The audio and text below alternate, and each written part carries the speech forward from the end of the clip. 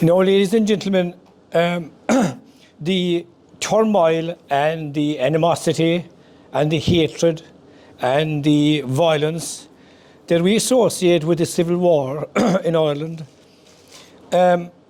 was not unique, nor was it a first-off event. That tension within the nationalist movement goes way back to the beginning of the 19th century. And the tension was that there was two wings to it. There was the constitutional and there was the militant. And both were in competition and both were running parallel, and sometimes they clashed. And this tension I'm talking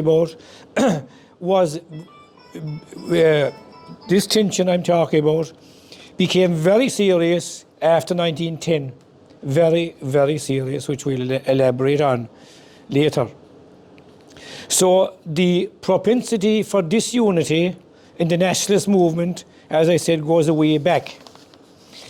Now, it goes back actually to and I'll be brief in this, it goes back to the United Irishmen, who drew their inspiration both from the American War of Independence, their republicanism, from the American War of Independence, and from the French Revolution. But in particular, it was the Jacobin form of the French Revolution, that violent, conspiratorial republicanism they inherited from that. And of course, the 1798 rising was a debacle, blood and fire and hangings. Then we come into a period of constitutional striving to restore the Patriot Parliament that was abolished in 1800 in the person of Daniel O'Connell. Daniel O'Connell had very little time for narrow nationalist republicanism.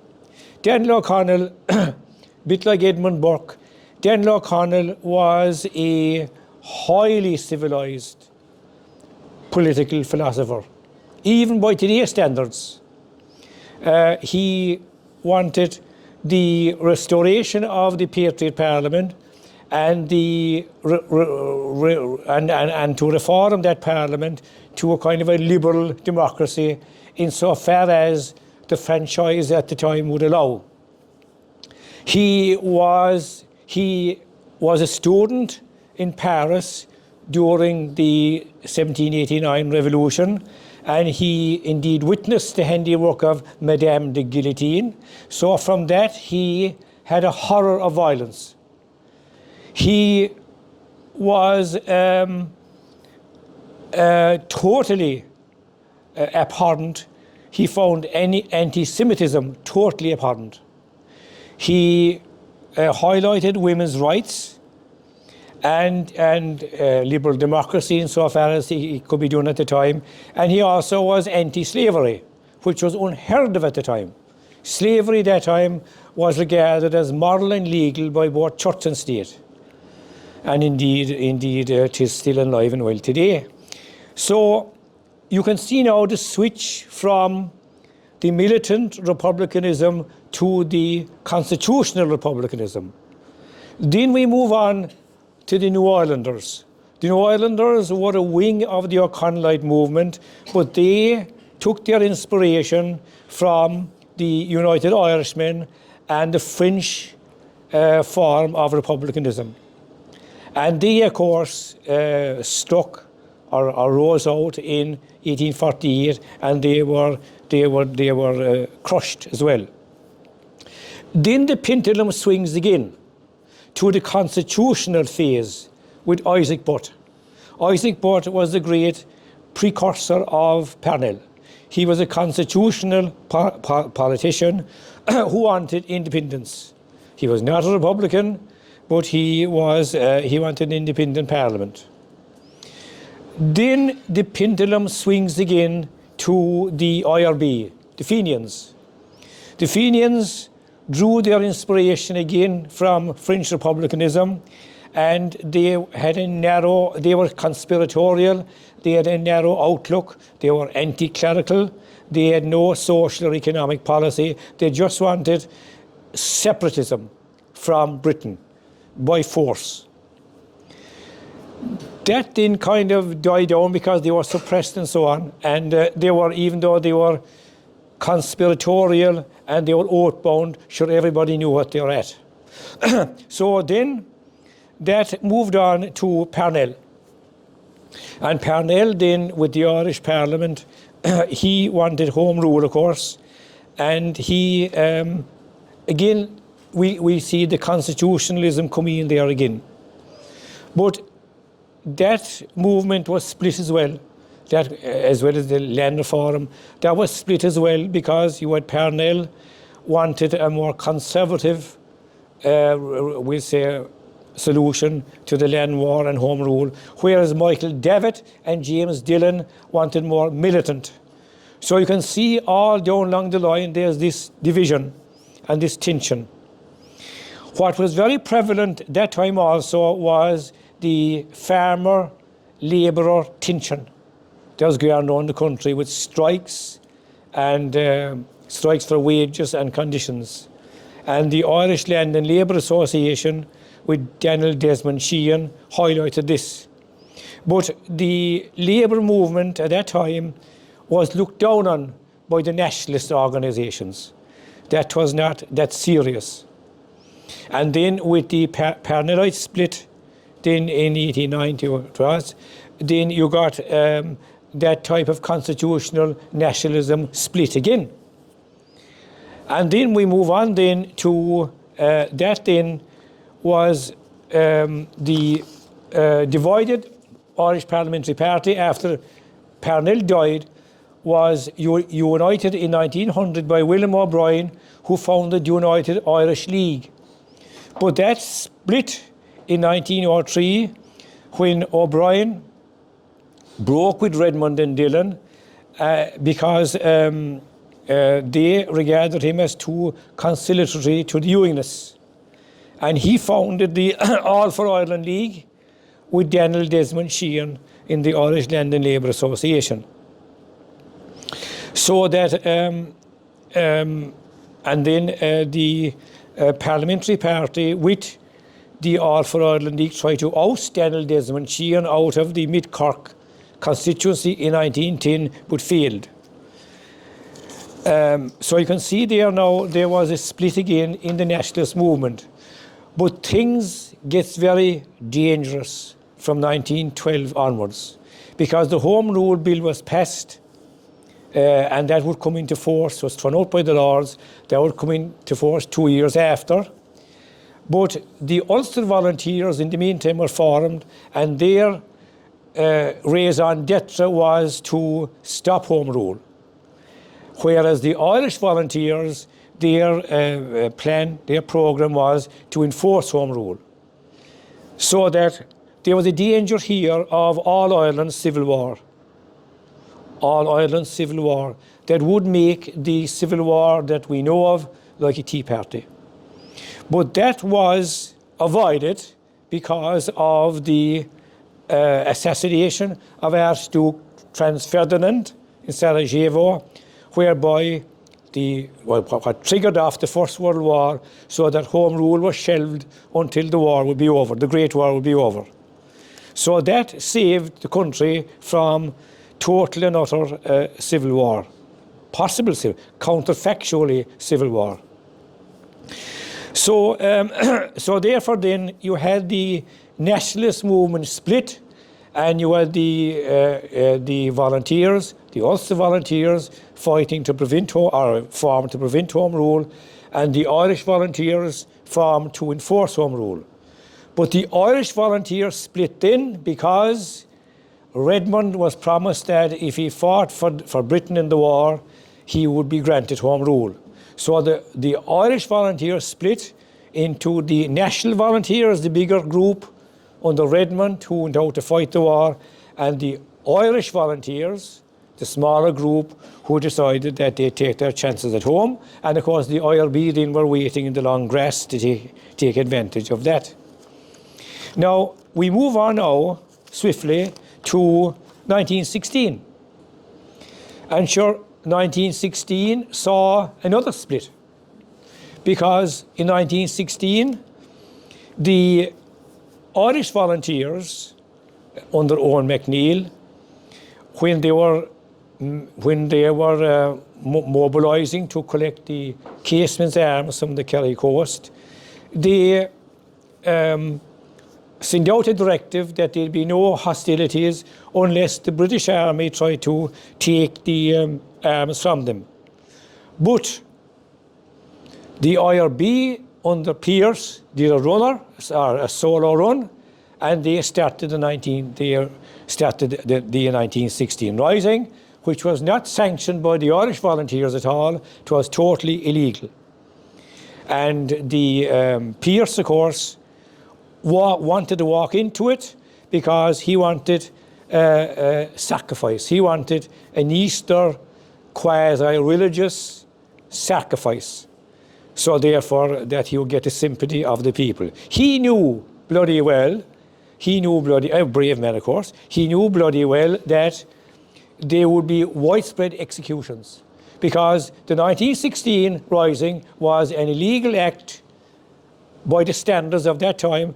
Ireland was at war with Germany, and if that happened in England, if that happened in France or Germany or America, there would be 50 or 60 executed, not 7 or 8 or 10. So therefore, then following the rising, Sinn Féin took the credit for the sympathy, even though Sinn Féin had nothing to do with the rising, nothing at all to do with the rising. There was overlapping here and there. They had nothing at all to do with the rising. It was an IRB thing. But then, of course, as time moved on, they all kind of joined in, and then you had the general election of 1918 and the meeting of the first Dáil. So therefore, what I'm trying to bring out is this, that coming into the first Dáil of 1918, which declared the Republic, thrown into that first Dáil was a whole cauldron of conflicting political views, militant, moderate, constitutional, everything thrown into the cauldron that was going back for years. And therefore, that was providing the material or the ammunition for future conflict. Because the first Dáil never defined what a republic was going to be. They declared the republic, but they had no idea how that would sit with the Unionists. They didn't think of the Unionists at all. Well, the Unionists didn't think about them either.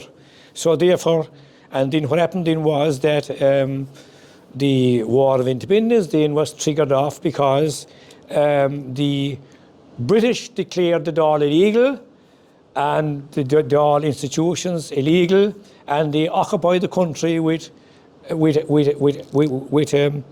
military, and therefore that triggered off the war. So then that was a unifying force because they had a common enemy.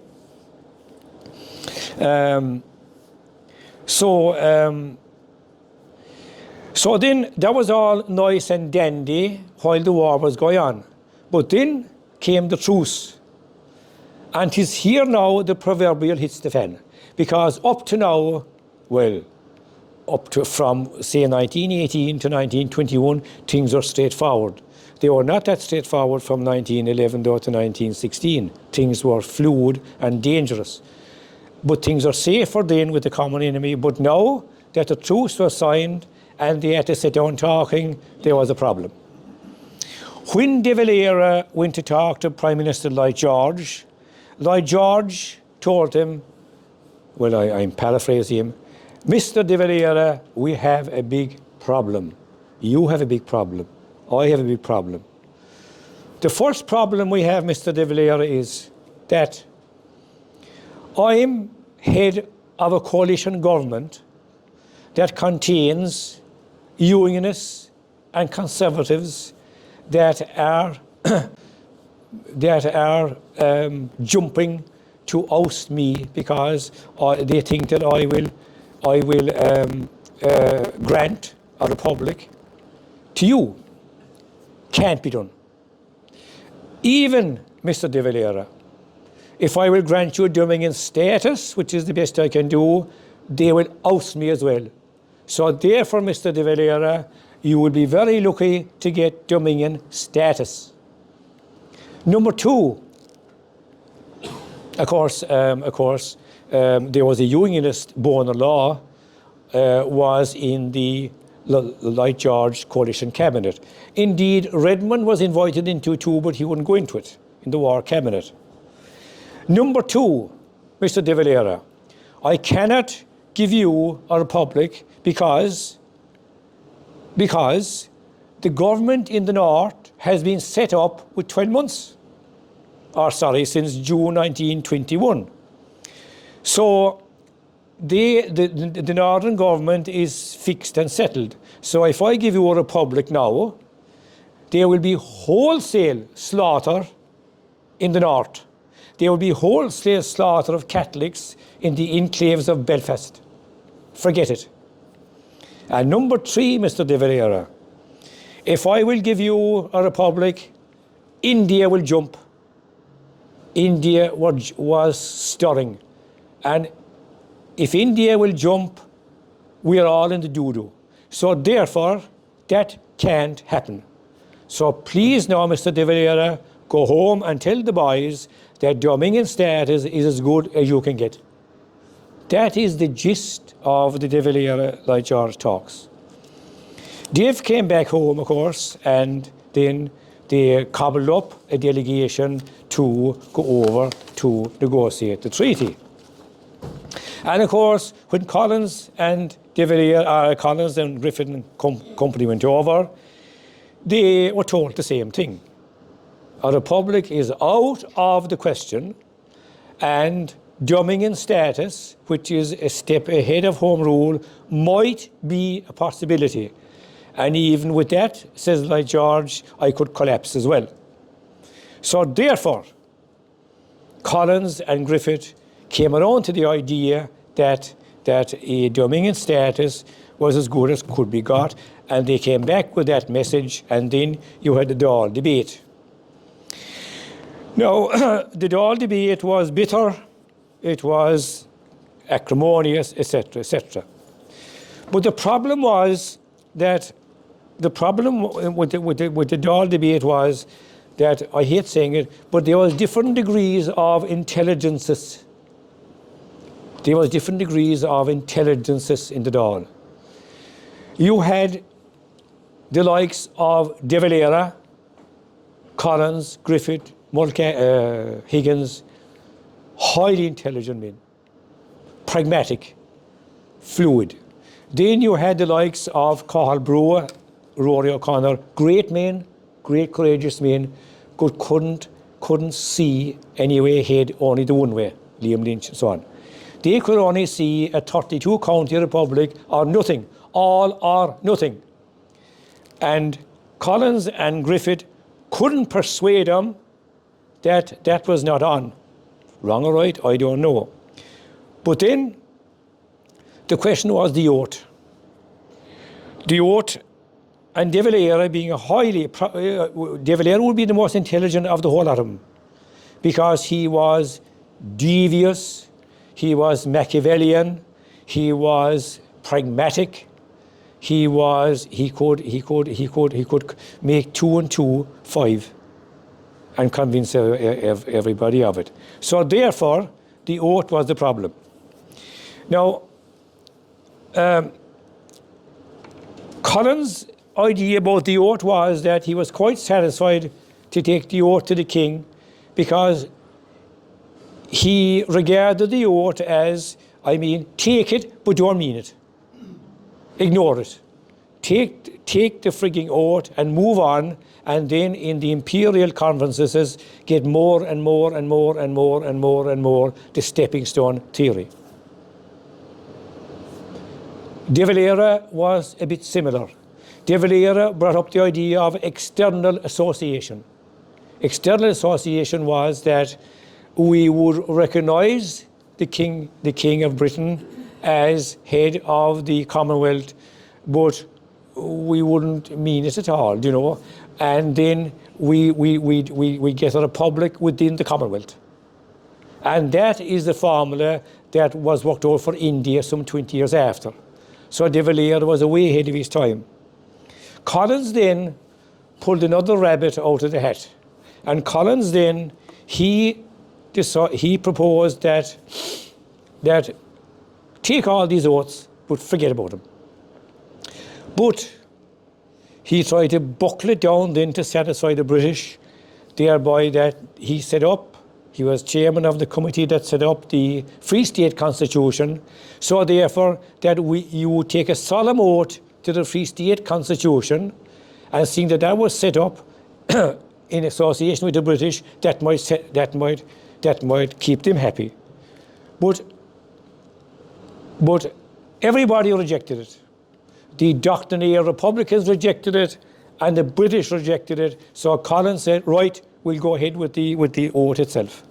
And they did, and it won narrowly in the Dáil, in the cabinet, and in the Dáil, and then it was sold well to the people, and that was the way it was. So, as the early months of 1922 proceeded, we are now heading for civil war. A provisional government is formed. Collins is elected, well, he kind of elects himself actually, but Collins is elected chairman of the provisional government. He is also elected or appointed, more or less by himself as well, as commander-in-chief of the new National Army. He is also a Minister for Finance. He is also a Minister for Education, and he is chairman also of the Constitutional Committee, the one we were talking about. So therefore, then, there was many moves made to bring all sides together in the spring of 1922, but that all failed.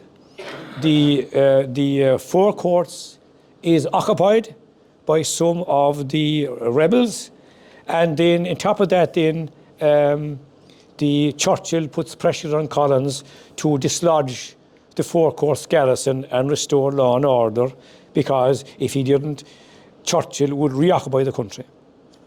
So Collins came under relentless pressure, and then he snapped when J.J. O'Connell, Ginger O'Connell, one of his generals, was kidnapped. And then with the assassination of Field Marshal Sir Henry Wilson, and then the pressure came on Collins, and he finally snapped, and he bombarded the four courts, and the civil war started. Now, so then the National Army moved down through the country by land and sea, and it arrived into Cork City with the Republicans or the anti-treatyites retreating westward, and finally it arrived to Macroom in August the 18th. Now,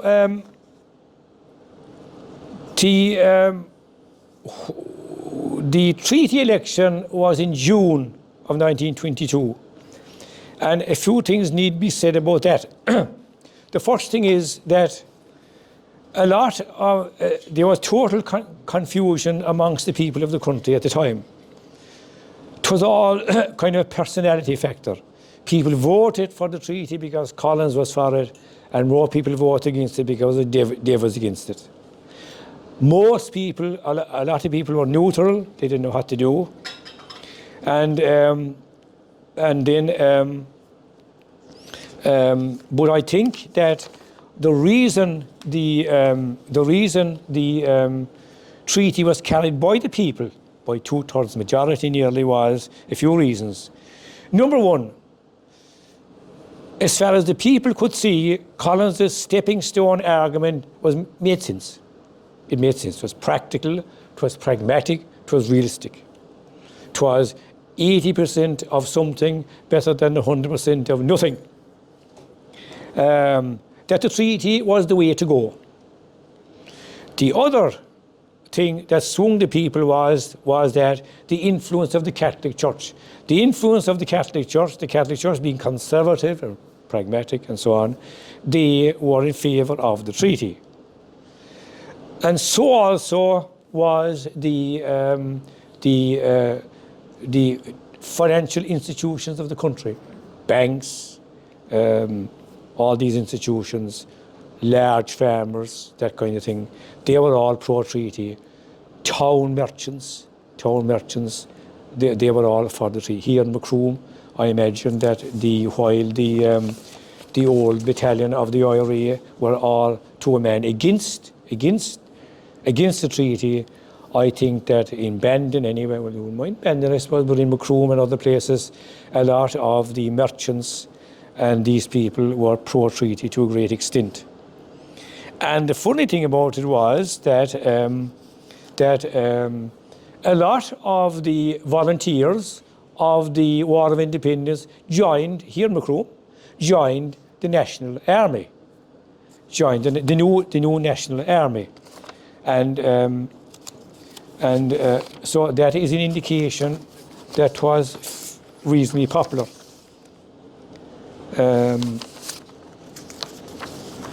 Now,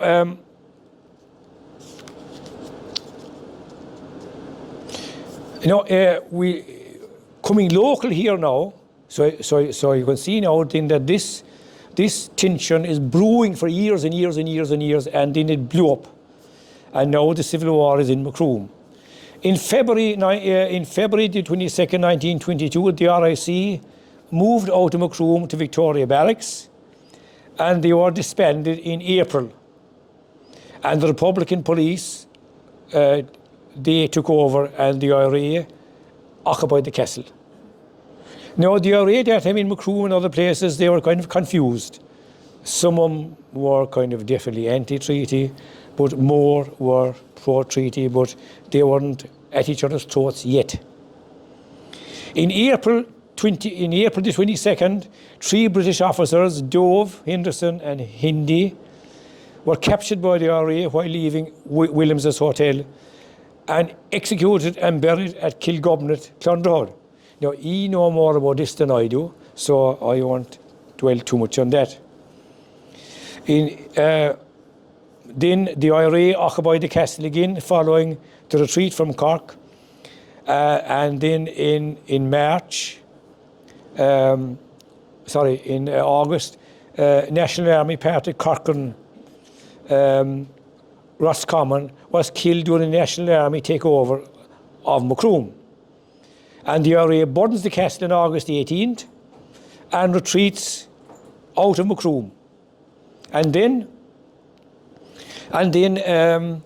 the National Army take up billets in the town hall and the workhouse. And then on the next big event was in August the 21st, when Collins arrives in Macroom.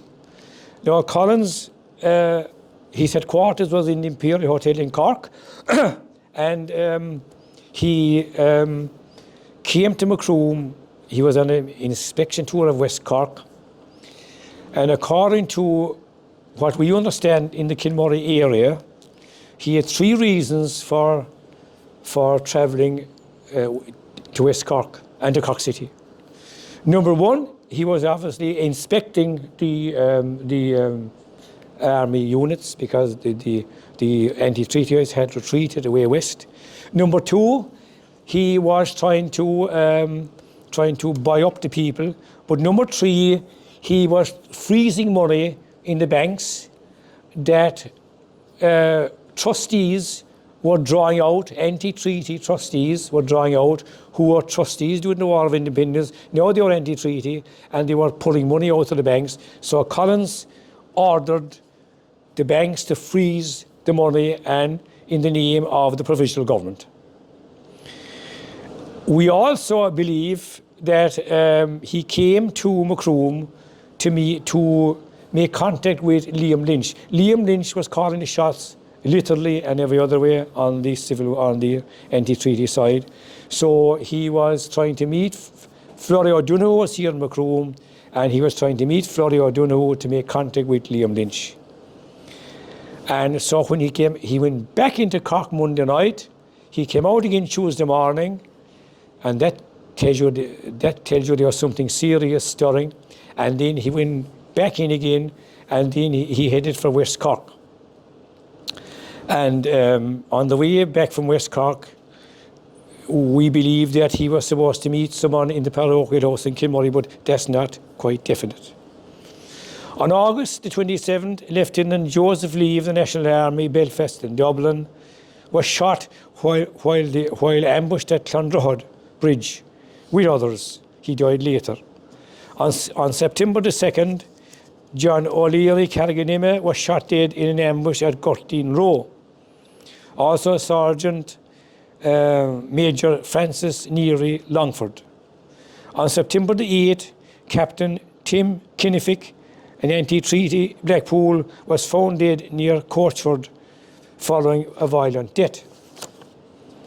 Now, one of the major battles during the Civil War in this area was Carrigafuca, September the 16th, 1922. A booby trap bomb was laid when the National Army were disarming a landmine near the bridge. 7 Free State Army soldiers were killed. Commandant Thomas Keogh, Carlow, who was one of Collins's 12 apostles during the War of Independence, Captain Dan O'Brien, Dublin, William Murphy, Longford, Thomas Manning, Drumdove, John O'Riordan, Bournemore, Patrick O'Rourke, Longford, and Raphael Conway at Lone. And then One-Eye Raymond, James Buckley, Clonfada, was shot in reprisal. In October, Dan O'Callaghan, Masseytown, shot by National Army. Supposed to be an accident, we don't rightly know.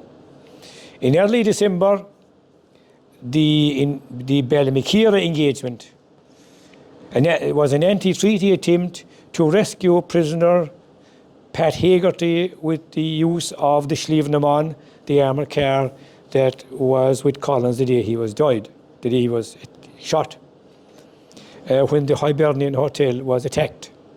3 National Army was killed, including Sergeant Thomas Nolan, County Carlow, and anti-treatyites Dan and Ger Casey.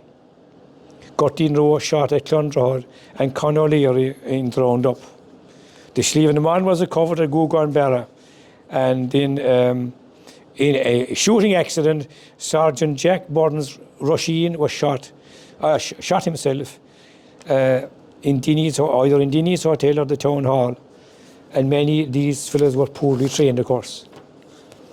Now, following Collins's death, the revenge factor played a large part in the government's response to stubborn anti-treaty resistance, with widespread atrocities on both sides, festering well into 1923, together with intermittent and mass executions.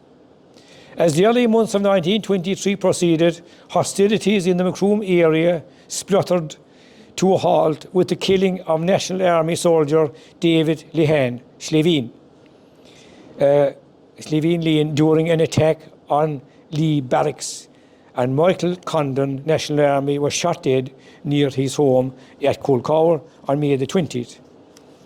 Though the Civil War had concluded by the summer of 1923, the festering bitterness had not, and this malady in the body politic lingered until quite recently. In conclusion, the contention that the historical cleavage that I was talking about in Irish nationalism that spilled over to the treaty debate and civil war was indeed real. And furthermore, if the Great War that postponed the enactment of Home Rule in 1914 had never happened, we'd say the counterfactual, that enactment, that enactment of Home Rule, would indeed have caused serious armed conflict, with thousands of Ulster volunteers taking up arms to prevent it, with resultant sectarian violence and bloodshed in vulnerable Catholic enclaves, as well as violent confrontation with their southern counterparts along the Ulster border. Violence would also stalk the streets of the South, with military and police in dangerous clashes with IRB activists and some militant Irish volunteers, and the distinct possibility of regular Irish volunteer units dragged into the fray, satisfied only with a separatist republic. Add to this inevitable sectarian outrage in the South, and the not so remote possibility of all Ireland insular civil war. If this quite realistic scenario had come to pass, fueled by age-old political, agrarian and religious animosities, then the violence and bitterness of the later civil war would indeed be the proverbial Tea Party by comparison. That this scenario did not come to pass, we can oddly enough thank the Serbian Gavrilo Princip, who assassinated the Austrian Archduke Franz Ferdinand in Sarajevo on June the 28th, 1914, where Home Rule failed quite accidentally to cause violent conflict in 1914. The Anglo-Irish Treaty did in 1922. Thanks very much.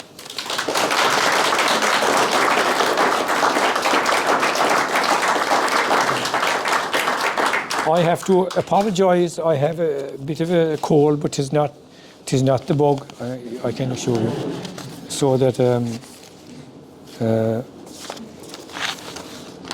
so the theme of my talk was, I didn't want to dwell too much on the micro details of the civil war in Macroom, because you know more about that than I do. But just to mention the main events. But my thesis and my theme was that the upsurge of violence and war in 1922 was no surprise, knowing that a crisis was at place ever since 1910. And as you know, before that there was other divisions and cleavages as well. So I think that we shouldn't treat the civil war in isolation. Anybody has any questions? I think that's actually a very good point, actually, that most people look at the Civil War as from the war, from the treaty forward, rather than what you've done, which is looking from the treaty backwards, Yes. which needs to be more addressed, which I think is a lot, how each crowd split is a lot more to it than is generally in the general descriptive story. The other thing then is that, yes, quite right, and the other thing is that I think that there was a big lack of understanding, and a lack of appreciation and an underestimation of the Ulster Unionist resolve. That was completely underlined. Yeah. The Ulster Volunteers had up to 200,000 men, well armed by British Army, and if Collins and he contemplated going across the border, doing this, that and the other thing, they would have wiped him south across the border with his National Army. Thankfully that was avoided. Yeah. And but a total lack of understanding of the Northern Resolve, and that is still there. Oh, yes. That is still there. It was never solved. It's just left there. Yeah. The other thing then was that that caused division, and you can see it in today's Examiner, a total lack of understanding by the Sinn Féin government and its successors, the Fine Gael and Fianna Fáil, of the Labour movement in Ireland. They ditched Connolly, they exiled, well, Connolly was dead anyway, they exiled Larkin out of San Francisco, some hole out there, for about 20 years, and they've made a famous statement, Labour must wait. He made that famous statement, Labour must wait, and Labour is still waiting, and they'll be waiting forever now. They've basically destroyed themselves now. And they lost their base is gone. Like. It is, and they became a mudguard for the two nationalist parties over the past 100 years. Has anybody else a question? Jerry? I'm interested to know, there was the Home Rule Act of 1912 that was put into abeyance because of the First World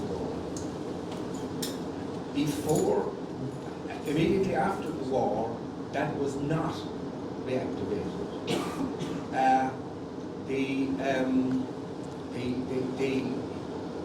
In 1921, the Northern Ireland entity was established. And what I'm wondering is, the ultimate settlement in the treaty, how did that compare with what was available from 19... Yeah. First of all, I take a loose interpretation. What you said is correct. First of all, Lloyd George did actually honour Home Rule in a sense, because the 1920 Government of Ireland Act. The 1920 Government of Ireland Act set up the Northern Government and set up a parliament in Dublin, the Southern Irish Parliament. Sinn Féin didn't bother with it. So in a sense, Lloyd George did honour the Home Rule promise.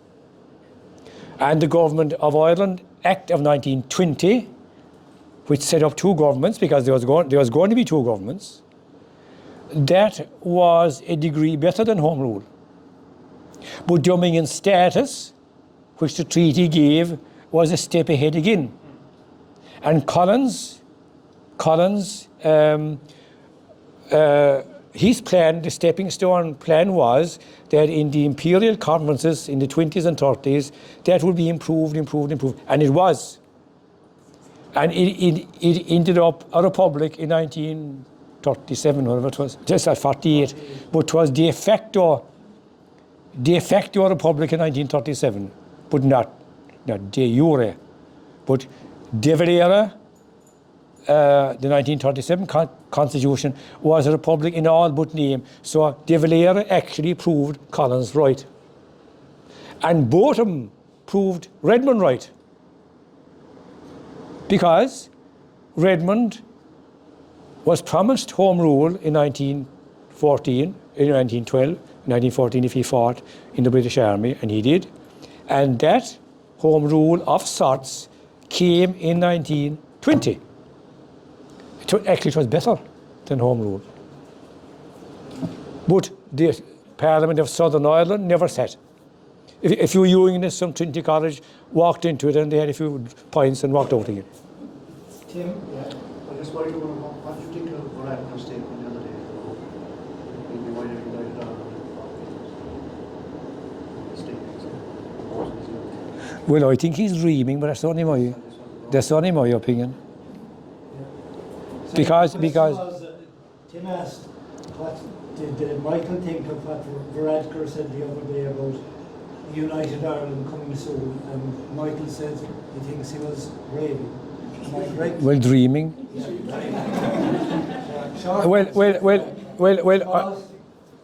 Well, the reason I say that, the reason I say that is this.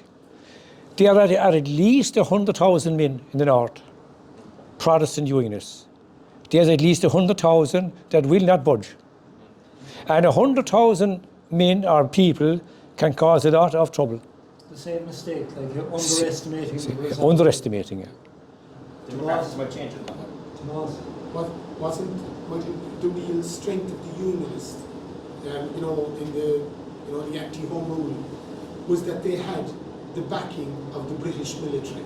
Do you remember the Curragh Mutiny? Sorry. They wouldn't stand against them, and they, no matter what they did, and we've heard the stories about the differences between the reaction of the authorities to the landing of the arms at Larne, where they were waved through, and then you had the landing of the guns at Holt, far less, but met with a lot of like the British military, really, the government of Britain, would you agree, were kind of almost sidetracked between the alliance, for want of a better word, between the British Army in Ireland and the Unionists, because the Unionists knew that if push came to shove, the Army wouldn't move against the Unionists. That's right, correct.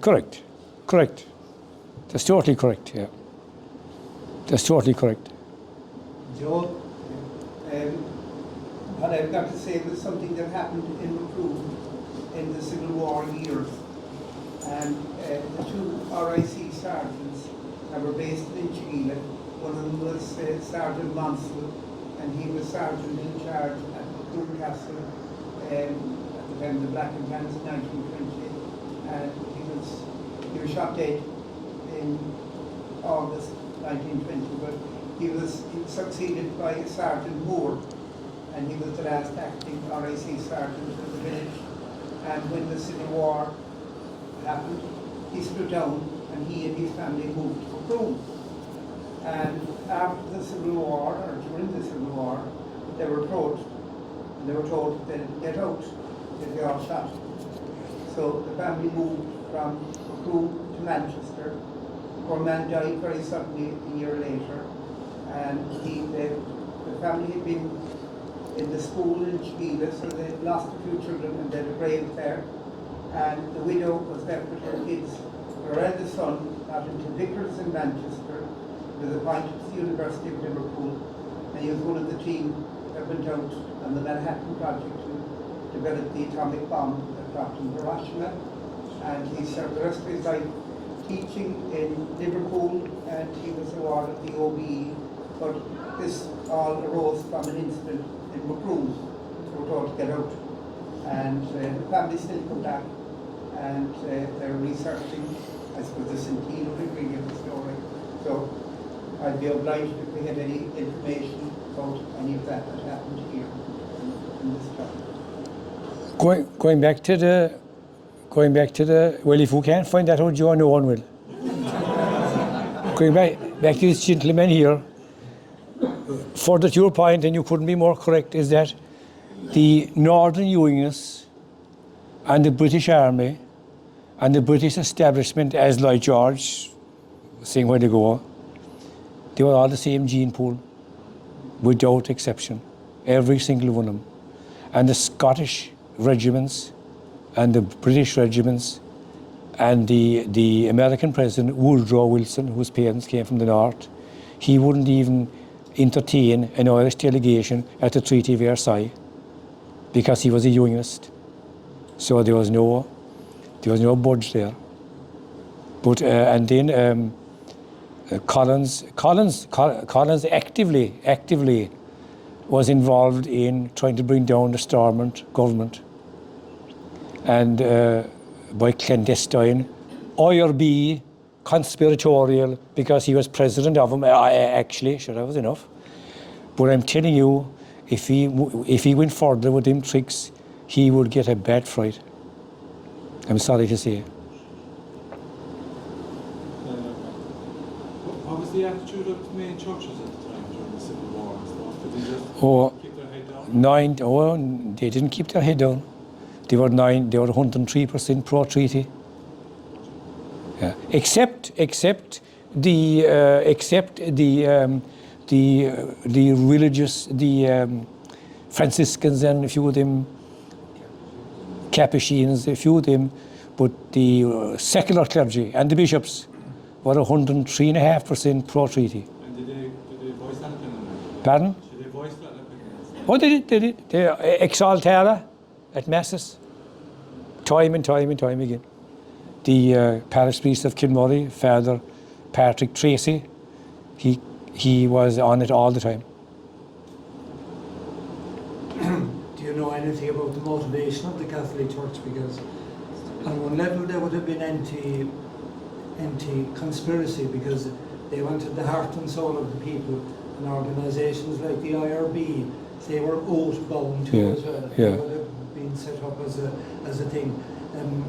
Professor Dermot Keogh died recently, and he opens one of his books on, he describes that the revolution in Ireland as being a conservative revolution, that a lot of the fine aspirations of the 1916 rising were lost. And Michael touched on it there already, the Labour aspect, like me on that, because Labour came very much secondary to the Catholic Church's agenda and the Conservatives' agenda in Ireland, and that was a huge problem. And that, in my opinion, whatever about the Civil War, I mean, it's a pity it happened, but the people who got control of Ireland, instead of having a new radical government tackle labour and education and land and all those issues, we were diverted into a binary system like the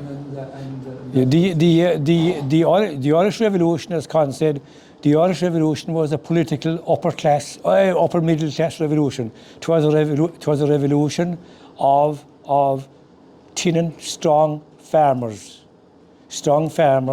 and the shopocracies and the merchants.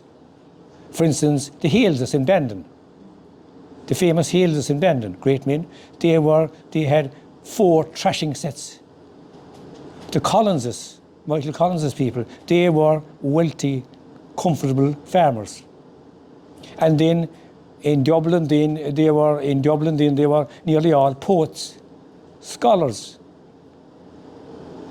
Whereas the working man, he was in them too, of course, but it was a middle class revolution. There was no, and then of course, that suited the church as well. The church wanted stability. They didn't want any socialism. They didn't want any of this Lacanite stuff. They didn't want any of this Connolly business. They wanted the strong farmer, the strong shopkeeper who produced the priests for the church and who formed the new society, the new Free State society that we have until recently. And let the rest immigrate, be damned. And that's what they did. There was an article in today's paper about the labour situation. Sorry, Michael, I was just going to ask there, it's only an observation really, I don't have no idea, but the local people here in Macroom, when all this was going on, did they just go about their normal lives, or did it affect them? Did they have to have curfews? Did they have, the ordinary regular people, did they take sides? Did they hide people? Because I think Macroom was largely pro-treaty. The leaders of the War of Independence were anti-treaty, but the people were pro-treaty in Macroom, I think, the majority of them. So they just went about their normal lives and just... I'd say they did. There wasn't much happening. There was no great turmoil in that sense. I mean, society was not rattled or anything. Sorry. As my understanding of the Civil War is that it was nearly over by Christmas, and that sort of thing. And it was only a couple of the diehards who kept it going for another bit. And David Era had been sidelined at that stage. It was down to guys like Liam Lynch. And I think it was when Liam Lynch was shot, but the die was well cast before that. And for example, in Macroom, the castle was burnt in August, and they fled back to the west. They went back to the mountains. So effectively, Macroom would have been in control. And I'm not aware of too many. There would have been a bit of sniping. I think there were shots fired into Evelyn's house and into Jack Cotter's, but they would have been rare incidents. So I would say life kind of went on as far as it went on. The other thing that I'm interested in is that were there any robberies in banks? There was. Macroom, I don't know, but crime was rampant. Yes. I don't know about Macroom. Crime was rampant. Violence against women was rampant enough.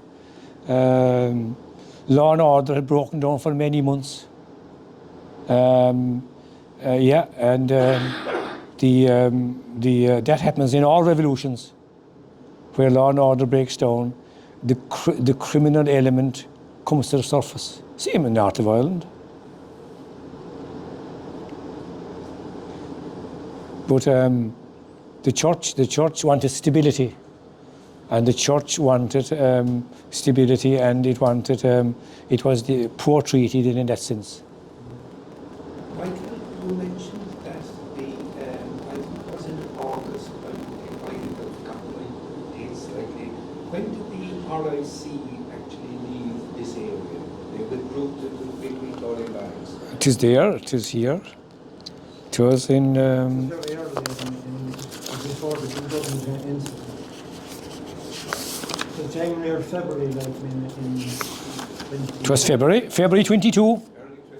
And Yeah. what the Republican police were then established? No, they were there all the time. Well, at least, but they had a kind of a formal standing now because there was no police. They had, but the Guard, the Chicana, or the Civic Guard were being... When did they come? Hadn't we talk about that here? They came in March, was it? I don't remember the date. I think it was 23.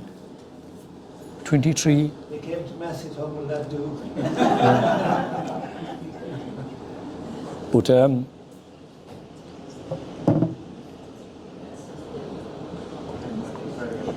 but when the castle was burned, effectively the Republicans left and all their police and all that, like, so they quit the place, like, so there was no, I would say the civil guards or whatever they were called, like, at that stage, they were only just there, and they were very raw recruits and that, so I'd say there was no law and order, there was no police. yeah, going back again to 1916, maybe it was a bit alarmist what I said. The volunteers, the Irish volunteers, did not sanction 1916. It was the IRB, and when the men were corralled by the British Army, Michael Collins was one of them, and they were marched down to the boat to be taken over to Frongach prison. The people of Dublin were lying in the streets firing rotten eggs at them and stones at them for betraying the boys out in the trenches. And the boys out in the trenches, Irishmen fighting for their country, for home rule, they were sending money home to the wives, and these blackguards blew up, causing trouble inside in Dublin. And when the 1916 leaders were shot, there were much tears shed over them in Dublin city itself. It was as time went on, that grew. And in fact, the Redmonds Party won a couple of by-elections between 1916 and 1918. Sinn Féin were on the way down. And Sinn Féin could have got a bit of a land, but for the conscription crisis of 1918, that turned the thing.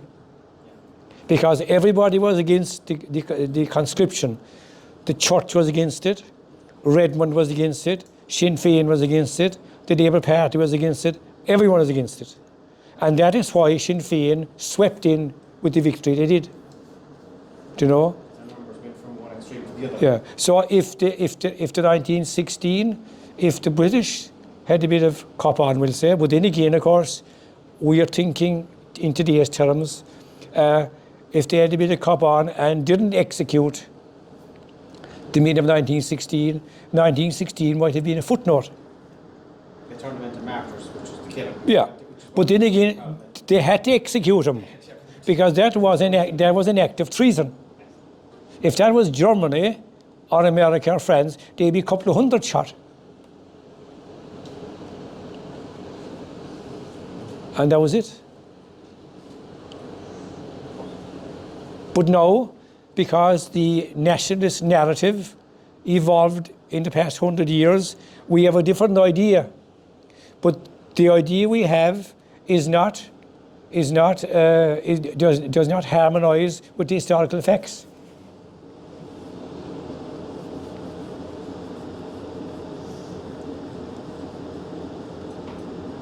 So that Lloyd George was not the ogre or the demon that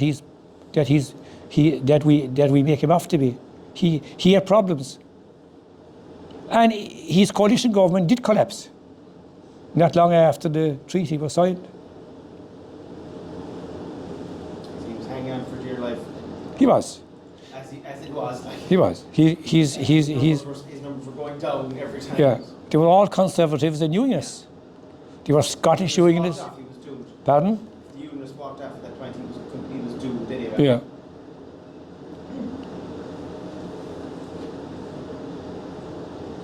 One of the things that surprised me about the Civil War is that how poor a fight the Republicans put up.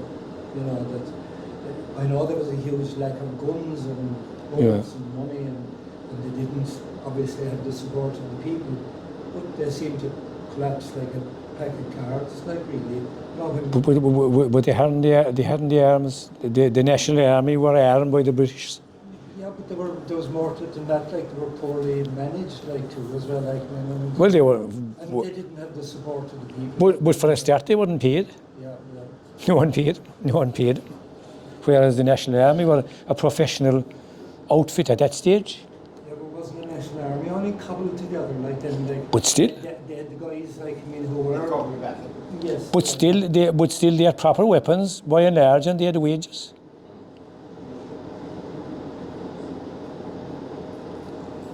Yeah, but I agree with you that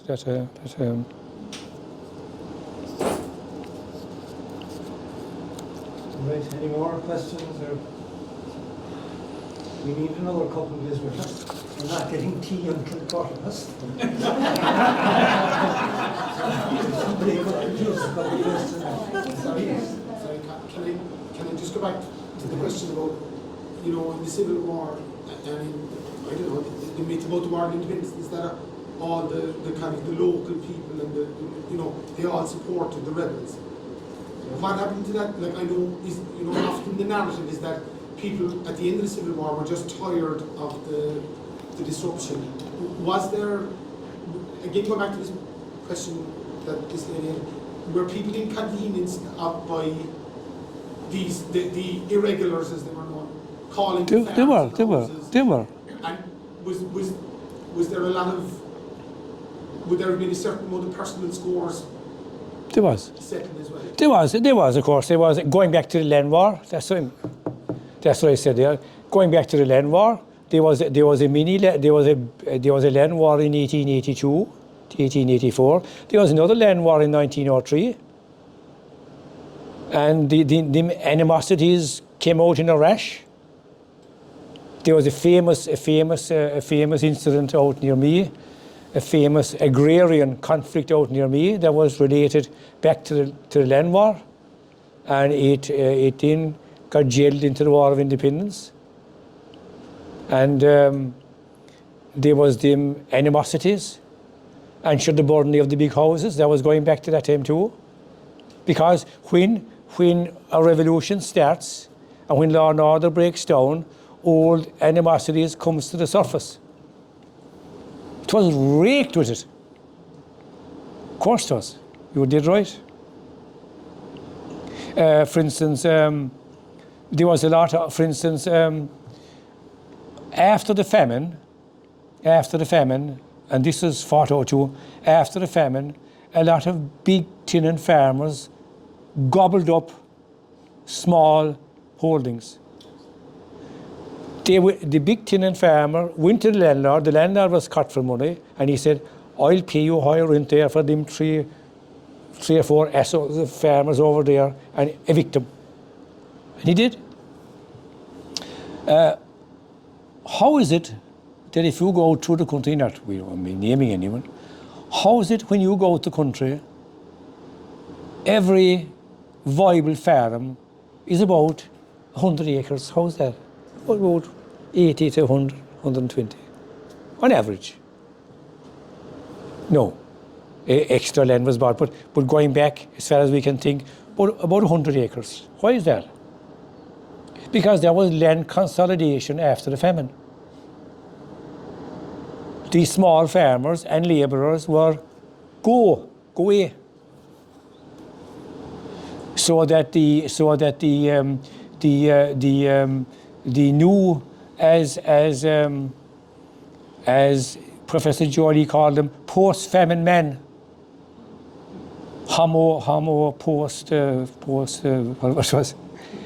Post-famine man was the successful farmer we know of today, and more looked to him. They were all smaller farmers before the famine, but they were crawling up the ladder. And then a lot of the small farmers who were shunted, they dropped down the socio-economic ladder to labourers. And that is why then during the land war, when the labourers wanted a cottage an acre, some of them wanted more than that. They wanted a cottage in 10 acres. because the farmer DNA was in them. They didn't regard themselves as labourers at all. They were regarded as disenfranchised farmers. So they wanted 10 acres because it was in their DNA. And do you notice, down through the years, farm labourers, down through the years, a lot of them had more interest in the farm they were working for than the farmer himself. Do you ever notice that? They always work as if it was their own. They'd work till 11 o'clock at night. I saw it myself. They'd work till 11 o'clock at night because the farmer DNA was in them. And then if the small farmer then got screwed again, which he probably did, then he would drop down the socio-economic ladder to labourer. And then who'd he marry?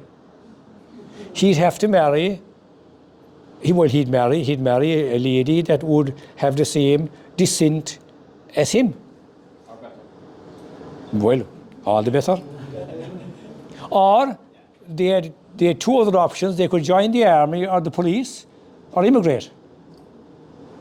And that is why a couple of million of them immigrated over the years or more.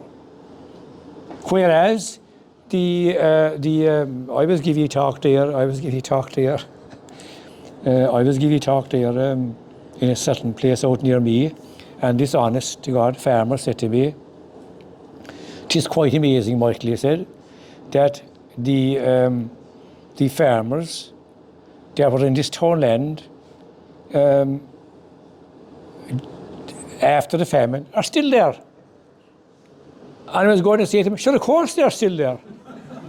Because all the rest of them were gone. There was 480 people in the townland. Now there's about 40.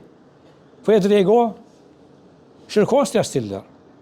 Michael, maybe you might be interested in this apocryphal conversation that is alleged to have taken place between De Valera in his retirement and one of the great socialist Republicans, Peter O'Donnell from Donegal.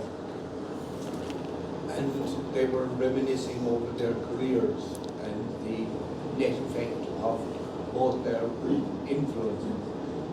And O'Donnell, or De Valera is alleged to have said to O'Donnell, "Well, Peter," he said, "you'll have, okay, we'll fix it, we'll sort it out here and now."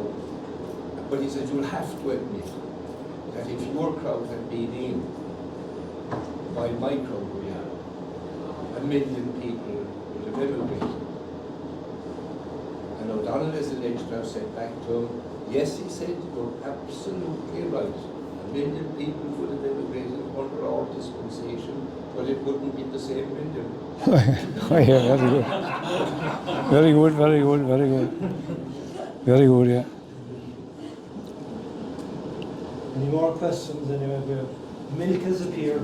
So that before I go, so that the famine made modern Ireland.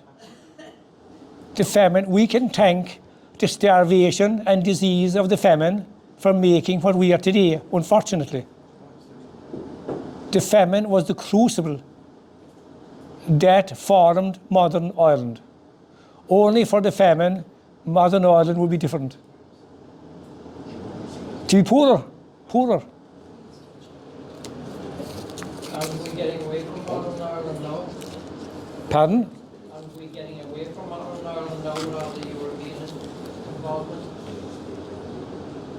I think. Are we getting Away from modern Ireland, the old modern Ireland. Thing is we're being ruled by Brussels now. Would you say that? well, so we were ruled from London that time? Yeah, but I mean, at one point we were independent. Wasn't for long. Well, yeah, that's what I mean. I mean, is this a revolving thing now again? Are we going through another cycle? I don't know. I have no opinion on that now. Because I don't know how independent are we. Yeah. I know how independent were we. Yeah. I don't know. Maybe got in with pressing context. concept of national independence is a little bit under question, to say the least, because the interdependence of the various elements in the world takes care of that. I mean, for example, look what's happening in Ukraine. It has a direct impact on us because the oil is in short supply. Okay, food is the next thing that's going to come under threat. Yeah. Global warming, there's going to be a whole lot of. Yeah. You know, the idea of the old kind of 18th century idea of the nation state, I don't think is valid anymore. Yeah, yeah. Right, I'd say we'll call a halt there anyway.